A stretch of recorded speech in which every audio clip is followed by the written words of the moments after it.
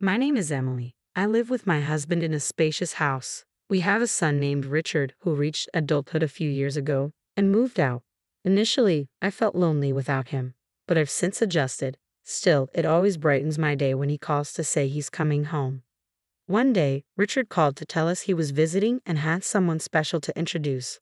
From the moment we heard this, my husband and I were filled with excitement. Before noon, Richard arrived with a lovely woman by his side. Although I had an inkling from his words, I never truly expected him to bring someone home.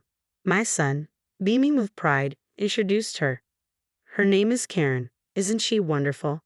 She's my wife. I was momentarily stunned, struggling to grasp his words. After a brief pause, I asked, Richard, did you say Karen is your wife? Not your girlfriend? Richard nodded with a grin. Yes, Mom. Maybe you're going a bit deaf. I couldn't bring myself to laugh at my son's teasing. I haven't heard about you getting married. Did you know about this? I asked my husband. He shook his head, equally puzzled. No, I didn't hear anything either. We both turned to Richard, seeking an explanation. With a proud smile, he said, That's why I came to announce our marriage registration today. By the way, we had a grand wedding in Bali with our friends. We were speechless. Richard, oblivious to our stunned reaction, continued to rave about the wonderful wedding in Bali. My head began to ache, and I carefully asked, You've already registered and had the wedding. Why weren't we invited? Karen, who had been silent until now, spoke up. Do we need to invite strangers? I was taken aback by her words. She continued calmly, Isn't it a waste of money? I couldn't hold back my emotions. No, we are Richard's parents, I said, my voice trembling. Karen seemed unconvinced and said with a dissatisfied look, But you're strangers to me. I was taken aback and fell silent. My son must have finally noticed the tension in the room and hurriedly explained, Karen has no parents or siblings. It would have been sad if she was the only one without family at the wedding. That's why I didn't invite you guys. Hearing about Karen's situation left me at a loss for words. I thought if that's the case, maybe it could be understood. Of course, I wasn't entirely satisfied, but I told myself it was too late since the wedding was already over. After the newlyweds left, I confided in my husband. I wonder if those two will be okay. He shared my concern but said, It's their decision. They're already married. All we can do is watch over them. Although I agreed with him, I couldn't just leave it at that. So I decided to try to bridge the gap with Karen. I got my son's phone number and decided to reach out. When Karen realized it was me on the phone, her tone immediately turned sour. What do you want? I realized my call might have made Karen uncomfortable, so I quickly explained my reason. I got some delicious treats and I thought I'd bring them over to you next time. Karen replied, Oh, I don't need that. In fact, I don't even plan to give you my address. I couldn't help but ask why. Karen calmly answered, I don't want to give personal information to strangers. Please delete my phone number. Before I could say anything else, she hung up. After that, I couldn't get in touch with Karen. I realized my gesture must have felt like an intrusion to her. Feeling down, I shared my worries with my husband. He comforted me, saying, There's still time. Don't rush. Forcing closeness won't necessarily lead to good results. Just hope that she'll open her heart to us someday. I took a deep breath and nodded. You're right. A month after I stopped trying to contact my son and his wife, my son suddenly reached out. What's going on? I asked. He told me Karen is pregnant. I was thrilled by the happy news. Knowing how tough it can be for a first-time mother without her parents, I asked for their address so I could go help. But my son said, No, I can't give you the address. We don't need help, just money. Give me your bank account number so I can transfer it. I tried to explain to my son how difficult childbirth could be, but he wouldn't listen. Moreover, he said that Karen herself was against it. In the end, I transferred only the money as my son requested. After that, I never heard from him again.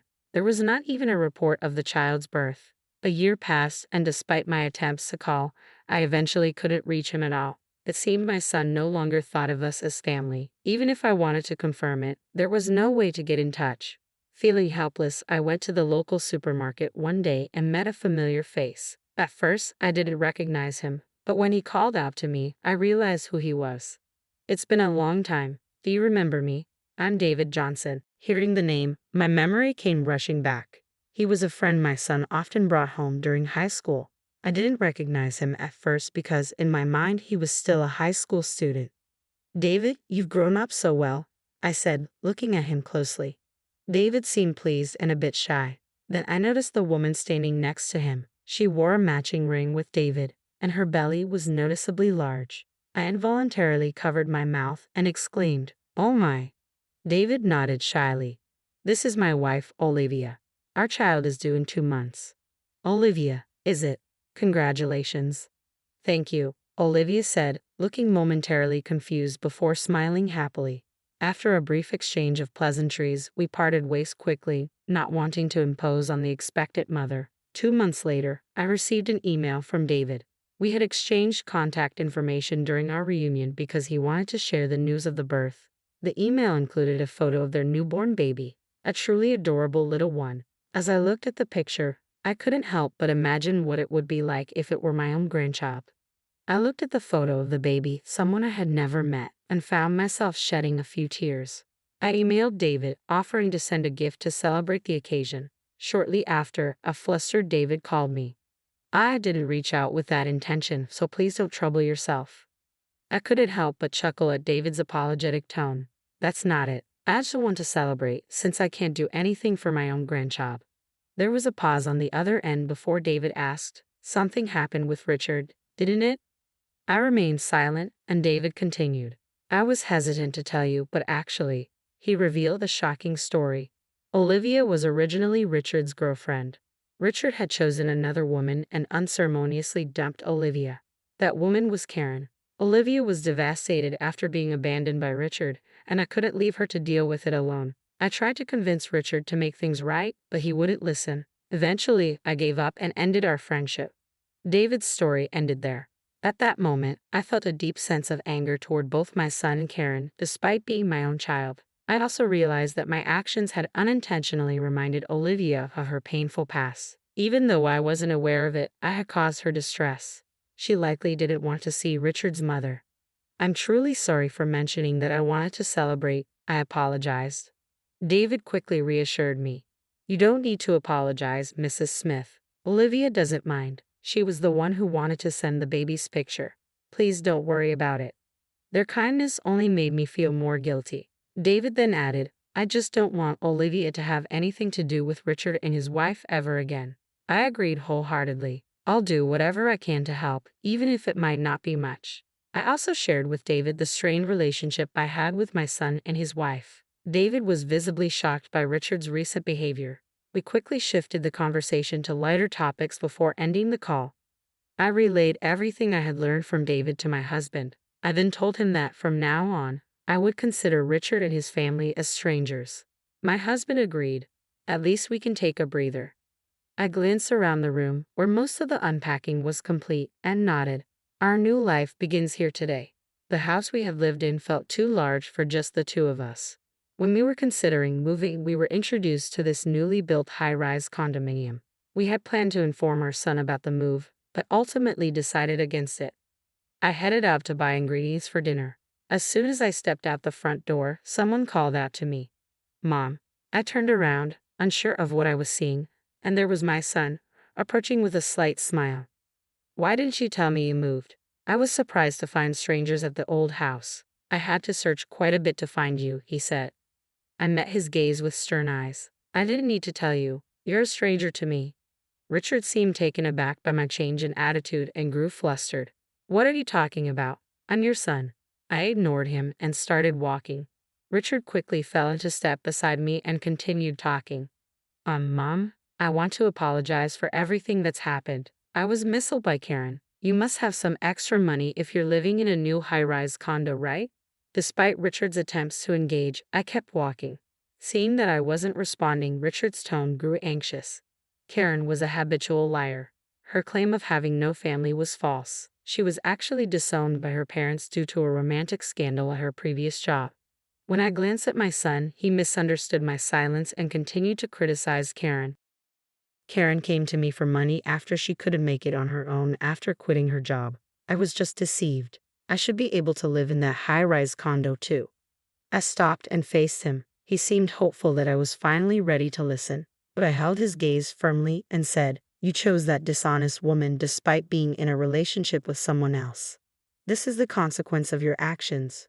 Richard looked stunned by my words. I delivered my final message. Your only family now is Karen. You two are perfectly suited for each other.